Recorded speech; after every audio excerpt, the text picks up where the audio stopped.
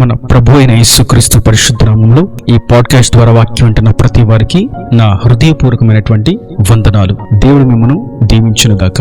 యాకోబు రాసిన పత్రిక 1వ అధ్యాయము 27వ వచనం. తండ్రి అయిన దేవుని ఎదుట పవిత్రమును నిష్కలంకమునైన భక్తి ఏదనగా దిక్కులేని పిల్లలను విధవరాండ్రను వారి ఇబ్బందిలో పరామర్శించుటయు ఇహలోక మాలిన్యమును తన కంటకుండా తన్ను తాను కాపాడుకునుటయునే. చదివిన వాక్య భాగంలో శ్రేష్టమైనటువంటి మాటను మనం గమనిస్తాం. పవిత్రమును నిష్కలంకమును అయిన భక్తి. ఇది లోకంలో ఉన్నటువంటి భక్తిని గూర్చి కాదు గాని క్రీస్తును అంగీకరించి సత్య మార్గమును అనుసరిస్తున్న వారిని గూర్చి తెలియజేసినటువంటి మాట. ఎవరైనాను క్రీస్తును అంగీకరించి ఉన్నాము, భక్తిలో కొనసాగుతున్నాము, మేము క్రైస్తవులము, విశ్వాసులము, పరిశుద్ధులము, జీవ మార్గంలో పరలోక రాజ్యానికి ఆత్మీయ యాత్రలో కొనసాగుతున్న వారము అని అనుకునే ఎడల పవిత్రమును నిష్కలంకమును అయిన భక్తిని చేయువారమై ఉన్నాము. ఏవేవో క్రొత్త విషయాలను బయలుపరచట్లేదు కానీ క్రైస్తవులకు ఉండవలసినటువంటి అతి శ్రేష్టమైనటువంటి 2 గుణ లక్షణాలను గూర్చి ఇక్కడ రాయబడి ఉండడం మనం గమనిస్తాం. 1, ఇబ్బందిలో ఉన్న వారిని పరామర్శించడం. 2, ఇహలోక మాలిన్యము అంటకుండా కాపాడుకోవడం. మొదటి మాట ప్రేమను గూర్చి, రెండవ మాట క్రీస్తు సంపూర్ణతను గూర్చి. దాని అర్థం ప్రేమ అనేది సహాయము చేయడంలో ఉంది, చేయి అందించడంలో ఉంది, హత్తుకోవడంలో ఉంది, త్యాగం అవడంలో ఉంది. అది ఏ విధముగా? ఇబ్బందిలో ఉన్న వారికి, దిక్కులేని పిల్లలను విధవరాండ్రను. దానిలో కూడా ఒక పరిధిని ప్రభు నిర్ణయిస్తున్నాడు. అనాథలను, దిక్కులేని పిల్లలను అనగా మన భాషలో అనాథలుగా విడువబడిన వారిని, మరియు విధవరాండ్రను అనగా భర్తను కోల్పోయిన, భర్త లేకుండా ఒంటరిగా నిస్సహాయ స్థితిలో ఆదరణ లేని వారుగా ఉన్న వారిని మీరు పరామర్శించాలి. ఏదో సీజన్ వారీగా పరామర్శించడం కాదు. ఎక్కడ లేని భక్తి అంతా సీజన్ టైంలో వస్తుంది. ఇప్పుడే చేయాలి, ఈ మాసంలోనే చేయాలి, ఈ దినాల్లోనే చేయాలి అని సంవత్సరం అంతా లేనటువంటి భక్తి అంతా ఈ మాసంలో అందరికీ వచ్చేస్తుంది. తప్పేమీ లేదు, మంచిదే. కానీ ఈ ఒక్క మాసమునే ధ్యానిస్తూ దాన్ని మాత్రమే పట్టుకుని ఉంటే సబబు కాదు. గాని మీ దైనందిన జీవితములలో క్రీస్తును అంగీకరించిన వారంగా, క్రీస్తు ప్రేమను కనపరచు వారంగా ప్రతిరోజు విధవరాండ్ల పట్ల, బీదల పట్ల, అనాథల పట్ల మనం వాత్సల్యత కలిగి ఉండాలి, ప్రేమను కలిగి ఉండాలని వాక్యం తేటగా తెలియచేస్తూ ఉన్నది. ఉద్యోగం చేసే వాళ్ళని చూసినట్లయితే వారి కింద వారిని అవమానకరంగా తృణీకరిస్తూ, అపహాస్యం చేస్తూ వారికి కావలసిన పనులను బలవంతంగా చేయించుకుంటూ ఉంటారు. పై అధికారంలో ఉన్నట్లయితే వారు అనాథలుగా ఉన్నారు, వారు విధవరాండ్రు, వారికి ఎవరు సహాయం చేసేవాళ్ళు లేరు. అందుకే ఏ పని దొరకక ఆ చిన్న పనిని ఆత్మాభిమానమును చంపుకొని చేస్తున్నారు అన్నటువంటి కనీసం ఉండవలసినటువంటి ప్రేమ, దయ లేకపోవడం అనేటువంటి విషయాన్ని గురించి ప్రభు సెలవిస్తున్నారు. మీరు ప్రేమ కలిగి ఉండాలి.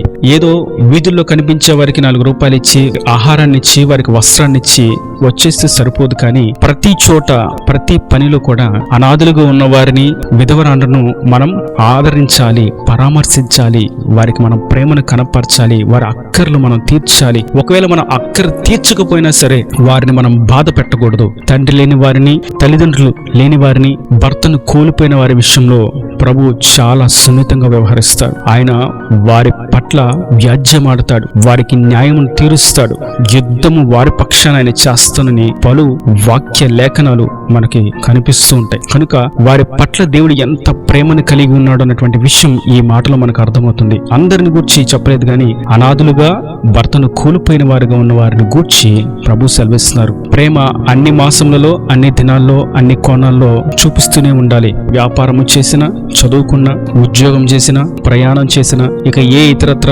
పనుల్లో ఉన్నప్పటికీ తండ్రి లేని వారి ఎదుట ప్రేమను, భర్తను కోల్పోయిన వారి ఎదుట ఆదరణను మనం కనపరచాలి. వారి ఇబ్బందులలో మనం పరామర్శించాలి. మాటల సహాయం చేతను, ఆర్థిక సహాయం చేతను మనం ప్రేమను కనపరచాలని వాక్యము తేటగా మనకు తెలియజేస్తున్నది. మరొక విషయం, ఇహలోక మాలిన్యమును తన కంటకుండా అనగా లోకమంతా పాపంతోనే నిండబడి ఉన్నది. ఇక్కడ పాపం లేదు, అక్కడ పాపం లేదు అని చెప్పడానికి లేనే లేదు. ప్రతి చోట పాపం ఉంటూనే ఉన్నది. ఇట్టి దౌర్బల్యమైనటువంటి పరిస్థితి పరిశుద్ధమైనటువంటి సంఘములో కూడా చొరబడుతున్నది.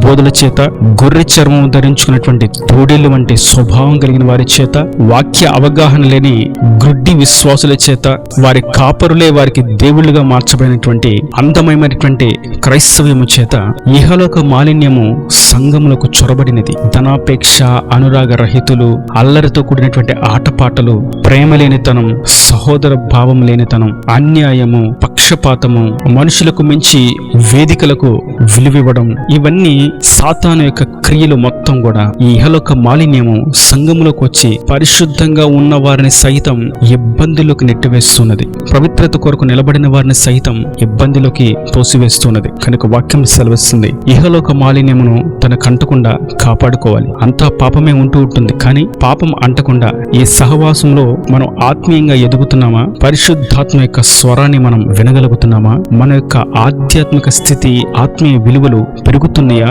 అన్నటువంటి విషయాన్ని గమనిస్తూ దేవుడు ఇక్కడ మన కొరకు ఆయన ప్రత్యక్షతను కనపరుస్తున్నాడా అన్న విషయాన్ని గమనించి, ఇహలోక మాలిన్యం ఒకవేళ ఇక్కడ ఉన్నదా అన్న విషయాన్ని గమనిస్తూ జాగ్రత్తగా ఉండాలని ప్రభు సెలవిస్తున్నారు. అందరికీ కాదు గాని తన జీవ మార్గంలో నడుస్తున్న వారికి. కనుక అనేక చోట్ల ఇహలోక మాలిన్యమును అంటించుకుంటూ దుర్బోధలకు అంటుకట్టబడిన వారుగా తోటి విశ్వాసులను భేదాభిప్రాయాలతో చూస్తూ విచక్షణారహితంగా వ్యవహరిస్తూ ధనికులతో ఒక విధముగాను, బీదవారితో ఒక విధముగాను, రాజకీయ పరంగా బలం ఉంటే వారితో ఒక విధముగాను, ఎన్నిక లేని వారుగా అనాథులుగా ఉన్న వారితో ఒక విధముగాను, కారులో వస్తే ఒక విధముగాను, ఆటోలో వస్తే ఒక విధముగాను, వీల్ చైర్ లో వస్తే ఒక విధముగాను, కానుకలు ఎక్కువ ఇస్తే ఒక విధముగాను చూస్తూ ఉండేటువంటి ఇహలోక మాలిన్యమును అంటకుండా మనల్ని మనం పరిశుద్ధంగా పవిత్రంగా కాపాడుకోవాలి. అంత మటుకు కాదు గాని చూపులు, తలంపులు, ఆలోచనలో, క్రియలలో కూడా పరిశుద్ధంగా మనం ఉండాలని, ఇది క్రీస్తు స్వారూప్యమని, ఆ స్వారూప్యులకు మనం మార్చబడాలని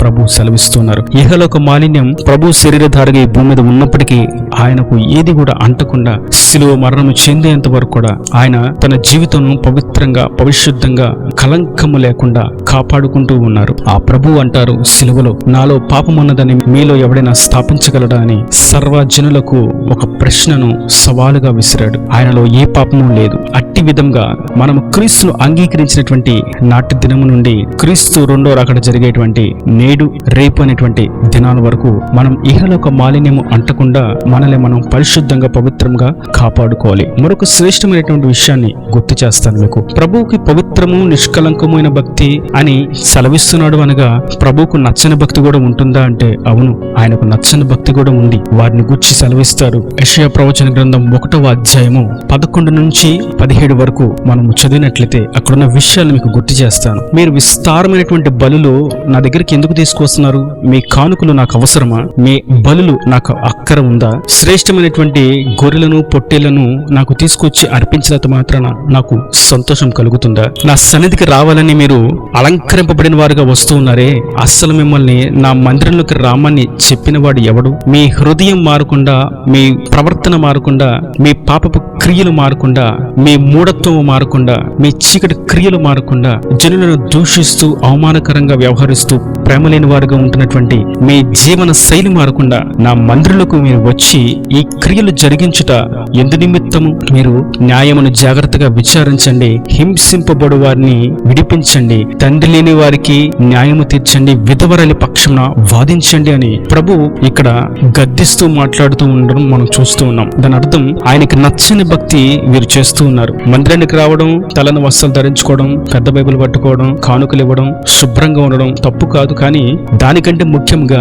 దేవుని వాక్యానుసారంగా, ఆజ్ఞానుసారంగా జీవించడం ప్రాముఖ్యమని ప్రభు సెలవిస్తున్నారు. ఇంకా మనం మత్తయి సువార్త 15వ అధ్యాయము 8వ వచనంలో చూస్తాం. వీరు పెదవులతో నన్ను ఆరాధిస్తున్నారు గాని వారి హృదయాలు నాకు దూరంగా ఉన్నాయి అంటారు. అనగా ఆయనకిష్టం లేనటువంటి భక్తిలో ఇదొకటి. పెదవులతో మాత్రమే ప్రభును ఆరాధించడం, హృదయాలు మాత్రం దూరంగా ఉండడం. బైబిల్ మాత్రం చేతిలో ఉంటుంది, హృదయంలో ఒక్క వాక్యం కూడా ఉండదు. వారి భక్తి ఆదివారం ఒక్క పూట మట్టుకే. వారి ప్రార్థన ఉదయం కాలం బయటికి వెళ్ళేటప్పుడే గోడ దగ్గర చేసేటువంటి ప్రార్థనతోనే మిగిలిపోతూ ఉంటుంది, ముగిసిపోతూ ఉంటుంది, నిలిచిపోతూ ఉంటుంది. కానీ ప్రభు అంటున్నారు, నా దృష్టికి పవిత్రము, నిష్కలంకమైనటువంటి భక్తిని చేయండి. నాకు నచ్చని భక్తులు చాలా ఉన్నాయి, వాటిని మీరు అనుసరించొద్దు, వాటిని చేయవద్దు. సరైనటువంటి సత్య సహవాసంలో మీరు స్థిరపడి ఉండండి. నా బోధకులను, నా కాపరులను, నా సేవకులను అభిషేకించి నేను నిర్ణయించి ఉంచాను. అట్టి నిస్వార్థమైనటువంటి సహవాసంలో మీరు నిలిచి ఉండండి, భక్తులు భక్తిలో ఎదగండి అని ప్రభు సెలవిస్తున్నారు. అపోస్తలులో ఉన్నటువంటి బోధన గురించి ప్రభు సెలవిస్తున్నారు కానీ అపోస్తలులు కాకుండా ఉన్నటువంటి అబద్ధ బోధకులను గురించి ప్రభు సెలవులేదు. ఆయన అపోస్తలులను అభిషేకించాడు, సర్వ సృష్టికి వారి ద్వారా సువార్తను అందింపచేయనట్లుగా ప్రభు చేశారు. కనుక మనం క్రీస్తు ఎదుట పవిత్రమును నిష్కలంకమైనటువంటి భక్తిని చేసిన వారంగా ఆయనను సంతోషపరిచేటువంటి పవిత్రమైనటువంటి ప్రేమను పరిశుద్ధతను కలిగిన వారంగా ఆయన రాజ్యానికి వారసులుగా మార్చబడతాం. ఈ దేవుని మాటలు ప్రతి వారి హృదయంలో నీరుకట్టి ఫలింపచేయను గాక. ఆమేన్. God bless you. తలలు వంచక నెల ముసరితే మీకు కూర్చున్న ప్రార్థన. ప్రేమ స్వరూపీకరణ కటాక్షంగా తండ్రి నా ప్రభు వాక్యమైన ప్రతి ఒక్క బిడ్డను మీరు కృపతో జ్ఞాపకం చేసుకోండి. నిష్కలంకమైన పవిత్రమైనటువంటి భక్తిని చేయాలని మీరు సెలవిచ్చారు. అట్టి విధంగా ఈ మాసంలోనూ ఈ దినాల్లోనూ మాత్రమే కాదు కానీ ఎల్లవేళలా అందరి ఎదుట ప్రేమను చూపిస్తూ ఆదరణను కనపరుస్తూ పరామర్శిస్తూ పవిత్రంగా పరిశుద్ధంగా జీవించినట్లుగా ప్రతి వానికి మీరు కృపను అనుగ్రహించండి. ప్రతి వాని యొక్క అవసరతను అక్కరను నీ మహిమలో తీర్చి నువ్వు మేఘాల పెండ్లి కుమారుడుగా వచ్చినప్పుడు ఎదుర్కొనే శక్తి యోగ్యతను అర్హతను ప్రతి వారికి దయచేయమని మీ చేతులకు సమర్పించుకుంటూ యేసు పరిశుద్ధ నామమున ప్రార్థించి వేడుకుంటున్నాను తండ్రి. ఆమేన్. ఆమేన్.